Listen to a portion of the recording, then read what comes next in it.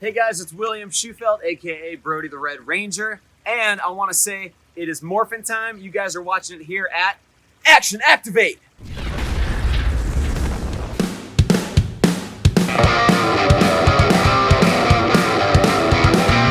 Hey, what's up? This is Gazbot for Action Activate. I'm here at Rangerstop 7 at the palatial estate of William Shewfelt. Right, also known as Ninja Steel Red. Is that correct? Yes, that is correct. So let me start off with these interviews. I like to ask something that has nothing to do with acting, Power Rangers, anything like that. What would you say is one of your favorite movies of all time? Oh, wow. There's so many. I love The Godfather. Classic. I'm a huge fan of like Star Wars, Lord of the Rings. That's where my nerd background comes Are from. you original trilogy, prequels, or new trilogy? Okay, so people hate me for this, but I swear I can't stand the original trilogy, and I love the prequels. That is a controversial opinion. Yeah, and everybody's like, oh, it's just a bunch of CGI, and Hayden Christensen was terrible. I love those movies. I'm a huge fan. You grew up with them, right? I think that's probably a big part of it, but even watching them now, I'm so much more entertained by those than the new ones, and also by the old ones. So that's kind of my take on it. Right. And then another great movie that I love, Amélie, which is just a great French film. Yeah. So yeah, a lot of different things. Okay. Well, yeah. Again, a little bit of a controversial opinion, but everybody has their favorites. You know what I mean? And I think a lot of it has to do with what you see when you're young. You know what I mean? Because a lot of people, the original trilogy got a lot of hate from older generations, but I think as the kids that saw it grew up, they're like, no, it was great. We loved it. You know, like so. It's like almost this incontrovertible opinion with the older trilogy, but when I watch it, I can see how it was absolutely groundbreaking, but it just doesn't entertain me. It's dated. It's a bit dated. Yeah. Sad, but I mean, I'm an original trilogy guy, but I'm not going to try to convince you. All right. So I want to get into the Power Rangers a little bit because obviously we're at Rangerstop. Yes. Is this your first solo show? I know you've been to shows with the team when your show was on air. Is this your first solo show? No, so I've done one before. I've done one before this, which is that was more Phenomenal Expo in Texas. Yes, which was recently. Right. So this is my second one. And how is the experience different coming as a solo person versus coming with the team and the whole production of I guess at the time Saban and Nickelodeon? Well, it's very different in a way because in that sense you have a very structured interaction with the fans, and all these times are allotted, and you do this, then you do that, so there's no freedom to it. Gotcha.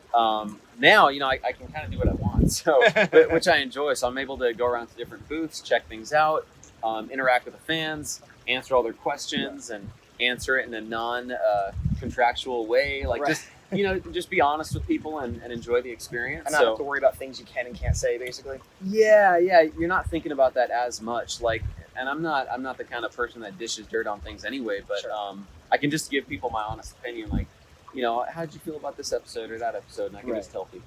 Gotcha. Yeah, that's cool. Well, actually, this was a question I was going to ask later, but since I was going to ask you about a specific episode. Yeah. Can you guess which one? Would it be the reunion one? Dimensions of Danger. Yes. A lot of people love that episode, myself included. Yeah. Me too. Going into it, I don't know what your background is with fandom with Rangers, which one you grew up on, but going into it, you had to be excited because it would be a big milestone episode. Going into it, who or what were you most excited about in the episode?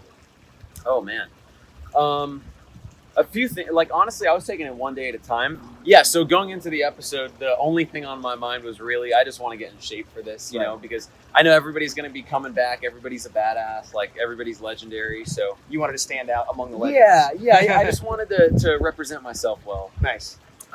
So that was one of the main things I was thinking about. But actually going into it, I was definitely excited to meet all of the different Rangers. Right. And not to sound like a broken record because everyone talks about him, but like JDF, you're like, oh, it's going to be so cool to meet him. And you're watching his MMA fights and, him getting body slammed and all this stuff. So it was cool. And I did take a quick trip down memory lane to look at some Mighty Morphin stuff. Right. Because in all honesty, I was not raised on Power Rangers. There was, not really a season that I religiously watched.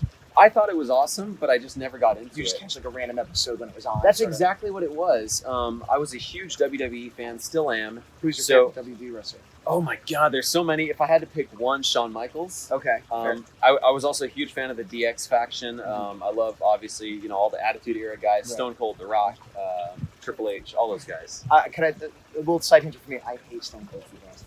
Not as a man. I think as a man he's a fighter. Yeah, he's great. But I'm a casual wrestling fan, kind of like you are with Power Rangers. Yeah. But I'm older, so I love like Sergeant Slaughter and Mick Foley. Yeah. And, I met Mick Foley. He's awesome. I met him too. He's a nice guy.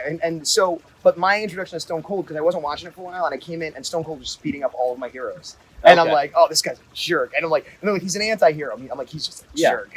Yeah, that was an interesting transition because Bret Hart was kind of the last of like the really good babyface like kind of heroes. And then Shawn Michaels came along and they said, suck it. And they, things just went off from there. But that Attitude Era in wrestling, Ranger fans might not know what we're talking about, but the Attitude Era, which is 98 to 2000, was just an amazing era of wrestling. And they were crushing it with ratings and stuff. But and to be clear, I'm not saying anything bad against Stone Cold the man. He seems to be a nice person. He's a great performer. He did a good job. Screw him. No, he did a good job making me hate him. But that was his job. Yeah. Sort of, Yeah. Cool. Well, that was a tangent, but that was fun. Yeah, I love wrestling. Let me ask you about the rap you did recently. Yeah. Was that, first I want to know how that came about, but after you answer that, was this a one-off, or are you like, I'm a musician now, or is it just a fun side thing? Because, everyone sees that, like, I don't know, I follow you a little bit, but maybe not enough, because to me it came out of nowhere. Maybe you've been talking about it for a while, so maybe talk about that a little bit. It comes from my background on the streets, know what I mean? No, I have no street background or cred. I was like, that could be true. I don't know. I'll let him go with that. Yeah, sure. No, so I'm glad that it came out of nowhere. That's kind of how I wanted it to be. So I've met up with this rapper, ATO Worldwide, and he's got like a huge background in rap, and he's done so much in Miami rap and New York rap, and he's just done a lot in that scene, in that community. Sure. Excellent rapper. So, and he's a huge fan of the Power Rangers universe and so nerd culture. You, yeah, so we met actually at a con, and we were talking about voiceover work, and he was showing me a lot of the different things he's done. Nice. So we linked up on that, and he pitched the idea of doing a song for me that I could just use for content, for YouTube, like whatever I want to use for branding. And, I could just create the theme, and he'll do the song. And we mentioned, like, I could potentially do, like, a spoken word piece on it where I just say a few things. But I had one of those little moments where I felt that little nudge in my brain, and it's like, no, you should do this. Like, anytime something scares me, I'm like, okay, I know I got to do it. So that's a good impulse. Yeah, especially if it involves growth. Not fear in the sense of doing something stupid, but if there's something growth oriented. You're nervous you might fail, or That's always my instinct to like, okay, I should do this. So I felt that like maybe you should hop on the track. So I mentioned that to him. I texted him that, and he calls me a second later. He's like, "Are you serious?" And I was like, "Yeah." And he's like, "You rap?" And I'm like, "I'll rap."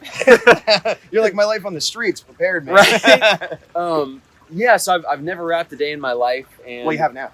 I have now. Yeah. But going into it, it was one of those things where we got in the studio, and I saw his energy and I saw his vibe. And to me, it felt like voiceover. I could see what he was doing, and I saw the way he delivered things and the energy he brought to it. So I just thought, okay, that's all I have to do. Like, I just have to ramp the energy up, like, deliver it well. And that's what we did, man. And then we did some impromptu, like, little spoken word pieces on that. Where I was just kind of sharing my own personal philosophy around, like, getting things done and going for what you want and what you believe in. I was going to say it's almost like poetry, but saying rap is like poetry is not a revelation. No. That's definitely the roots of it, in Harlem. So we put that out, and, fans weren't expecting it. And it was really, really exciting. And the reception so far has just been overwhelming. It's been very, very positive. So we really wanted to further develop this and just get into music and try some different styles and stuff like that. So that's what we're doing. So it was going to be a one-off, but now it might spin into more. It will definitely spin into more. Definitely. We got another track done. We've got a few more on the way. We're picking beats. So where's the best place to see this? Just your website or Instagram? Yeah, so Instagram, YouTube as well. So his Instagram, ATO Worldwide. Mine, William Shewfelt, Shewfelt. And then we're releasing stuff on YouTube as well. So yeah, we've got our fingers in a lot of different projects right now. We're meeting different producers. We've been in the studio quite a few times already. So I'm really, really enjoying it, though. I swear to God, it's like one of the most exciting parts of my life right now.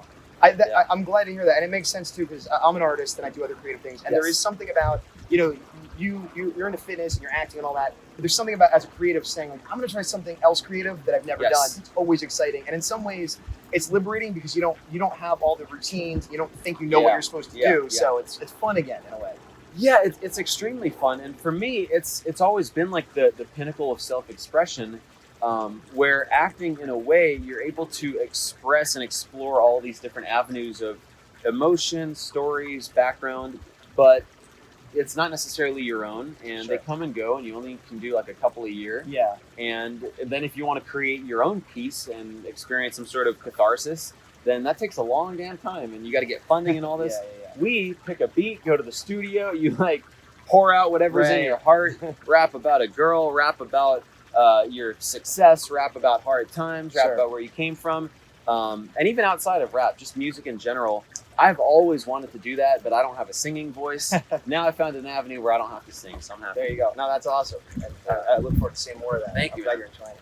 All right, I don't want to keep you too long. I'll give you 2 more questions about that. Going back to Power Rangers, your season, Ninja Steel and Super Ninja Steel, which is, I don't know, I see it as one show, even though it was technically 2. Yeah.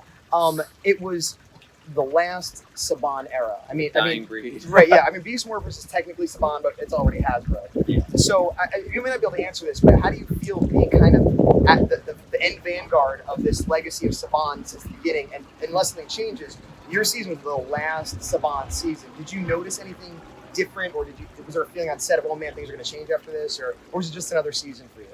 So the Hasbro transition, we had no idea about, and when it happened, we were all like, oh wow.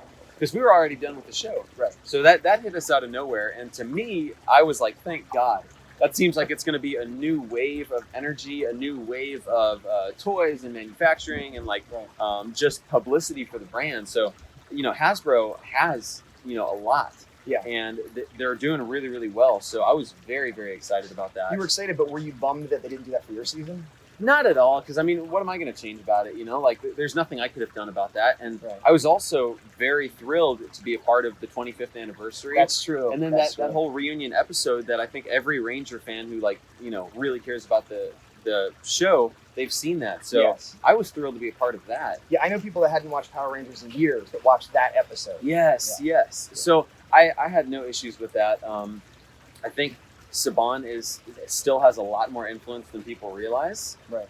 And honestly, I think Hasbro just means a lot of great things for the brand. I would love to see more expansion in the brand, and I'm sure everybody says this, but I would love to see them fully tap into what Power Rangers could be and break some formula and break some routine. And maybe do more like what the comics are doing. Yes, exactly. So that was one of the things I was talking about earlier today, where young kids know what quality is. You don't have to pander to them. Right. When I was 4 or 5 years old, I wanted to watch Star Wars, Lord of the Rings, wrestling. But the prequels, not the original. The prequels, that's true. So I guess I didn't know what quality was. No, but I wanted to watch this older kind of stuff. Sure. I didn't want to watch Bugs Bunny and Looney Tunes or whatever, Right. So there's this idea that you have to make things super kiddie and really make it overdone, and you don't really. I agree. You can take a more mainline approach. I think Star Wars: The Clone Wars is excellent. I think Avatar: The Last Airbender is excellent. These are quality shows, and I think if we could bring some of that to Power Rangers, as well as take full control of the assets that the brand has, this could be the next Star Wars. It has a potential that no other brand has. It's got this amazing fan base, this great universe, and I don't think it's been fully explored, so. I agree, and I think a lot of the fan base would agree with you. Yeah, it's just going to take a bit more risky behavior from the guys at the top, the executives and the producers and things like that. They're just going to have to be willing to go out on a limb. They did that in 93, and it did extremely well, but 93 is over, right? And it's been over, so let's infuse some new blood and maybe not keep pointing back to what we did, 20 plus years ago. Right, fair enough. Okay, the last question, and this is a question I ask everybody that I interviewed.